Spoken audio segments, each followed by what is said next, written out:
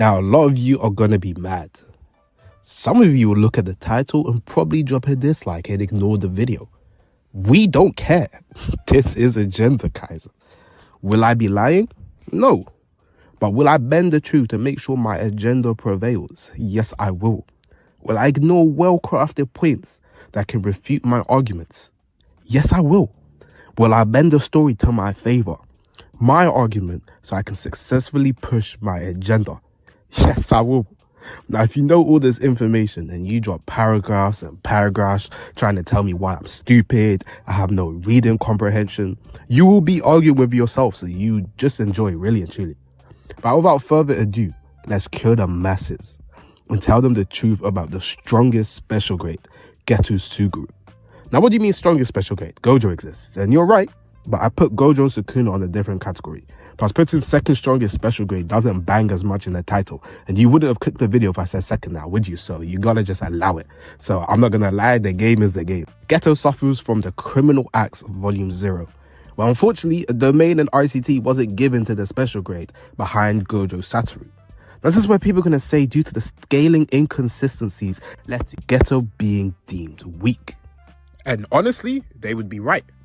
Volume 0 was made before the concept of Jujutsu Kaisen was even existed. So there is a lot of inconsistencies, which makes it very difficult to really hype up Ghetto.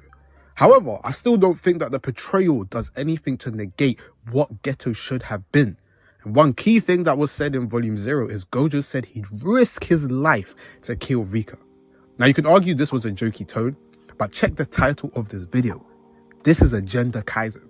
But more importantly, it sets up Rika just as a monster and meant to hype how strong she truly is, especially as her potential was boundless.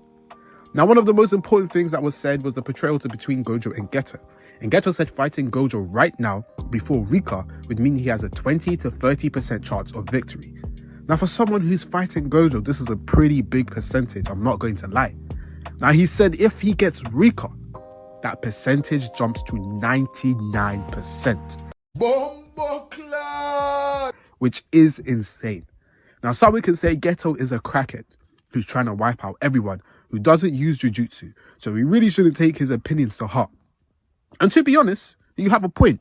But the betrayal of Rika in Volume 0 was the queen of curses, and the two strongest characters at the point of the story had hyped Rika to be the instrumental change in the Jujutsu society, that even if we take away the inconsistencies, it doesn't take away the portrayal Gege had for Rika.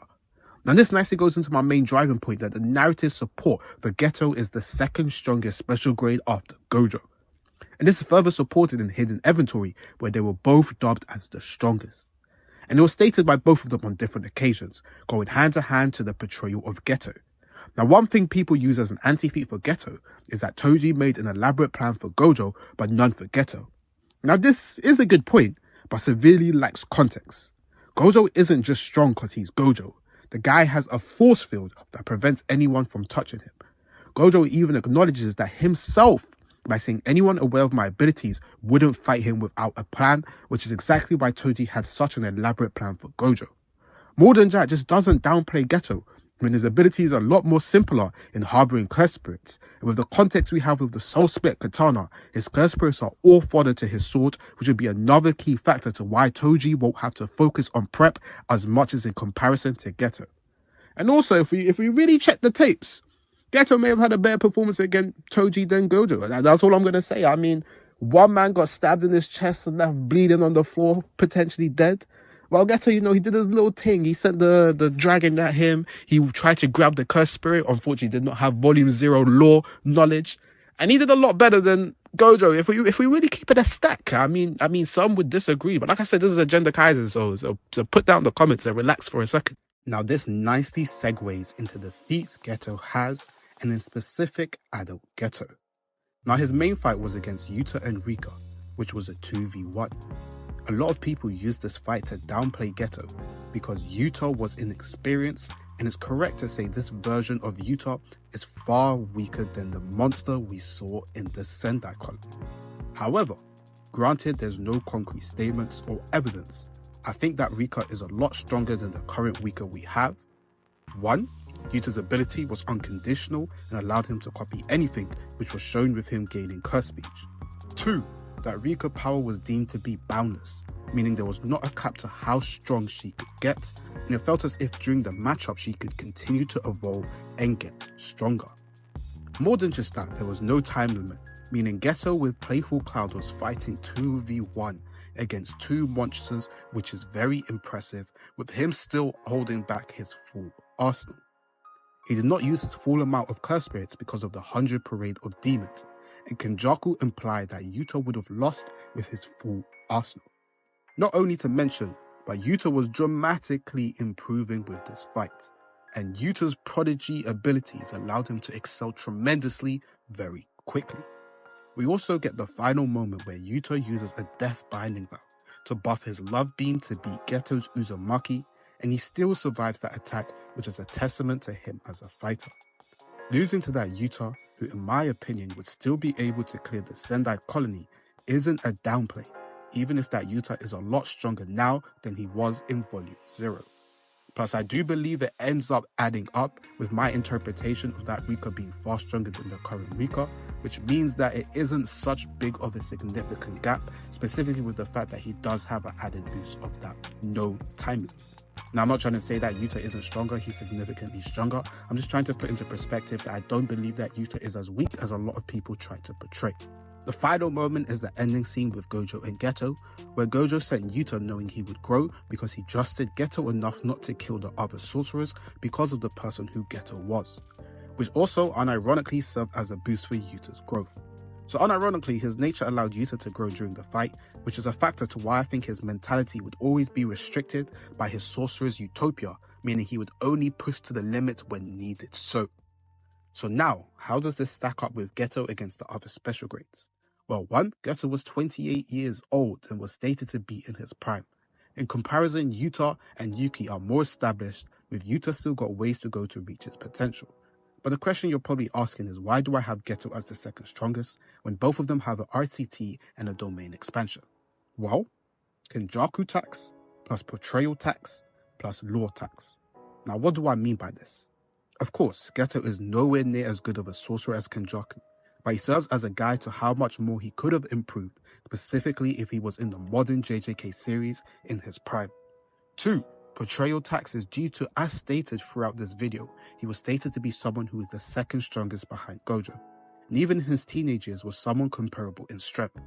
Even with the lack of feats, inconsistencies in Volume 0, his portrayal has not changed in story, and in Volume 0 for him to get the downplay that he does. Now, someone's probably going to bring up Miguel should be stronger based on the feats because he could survive against Gojo. 1. Miguel isn't weak, and his strategy of hit and run allowed him to just barely survive against Gojo. We know Gojo wasn't trying to kill them or go all out, which led him to being able to hold back in a similar manner as he did against Jogo. But I do be quite confused when context is removed from these situations. Furthermore, Miguel was competent enough to train Yuta and develop him as a sorcerer, so he isn't a scrub like people suggest, especially with his entire plan was to delay a Gojo who wasn't trying to kill him. This means that Gege, even though there may be some inconsistencies, that those punches potentially should have knocked him out, specifically as we know from the Gojo Sukuna fight, that those punches made Yuta and Hikari throw up. It does say to a testament that we know with how Gojo's character is, and when he does go all out in comparison to training with others, there could be a significant difference to how much he's really trying to go at the person. That is enough to kind of headcanon to suggest that he just didn't go nowhere near out, to suggest that Miguel is an inconsistency within the series. And 3, lore tax. Now I'm going to say something that people are going to get angry about, but I don't think it's bad to headcanon. I repeat, headcanon, that Ghetto could have a domain when every special grade has one. Plus, Ghetto having a domain isn't inconsistent. It doesn't impact the narrative significantly, and based on the portrayal of every special grade, it'd be weird to hold it against him when his prime wasn't showcased before domains and RCT existed. So with all of this, it contributed to me why I think Ghetto is the second strongest special grade by portrayal. And also some agenda pushing it to really showcase Ghetto is not the scrub that the community likes to push. As well as the use of curse spirit manipulation, which can have curse spirits with domains, has ridiculous utility. I feel people got to respect Ghetto Suguru. This is the wrap up of the first episode of obviously Jujutsu Kaisen or Agenda Kaisen. Who would you like to see me push an agenda next? I have a Megami one in the works, so lock in soon. And thank you guys for watching.